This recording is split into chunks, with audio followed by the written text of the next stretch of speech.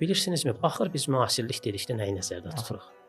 Əgər müasirlik bu gün meydana çıxan müxtəlif trendləri, brendləri, təmayülləri, dəyərləri heç bir tənqidə təhkim etmədən mənimsəməkdirsə, əlbəttə ki, belə müasirləşməyə mən qarşıyam. Müasirləşmək əslində müasir dövrü dərk etməkdir.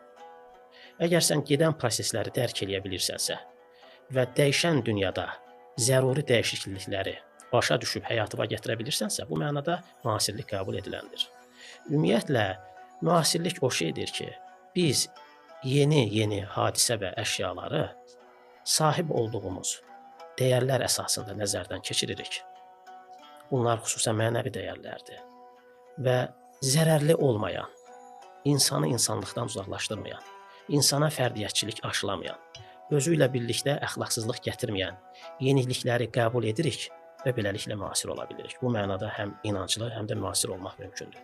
Amma inancın özünün qırmızı xətləri var. Yeniliklər bu qırmızı xətləri tapdalayırsa, əlbəttə ki, bu mənada inanclı və müasir olmaq mümkün deyildir.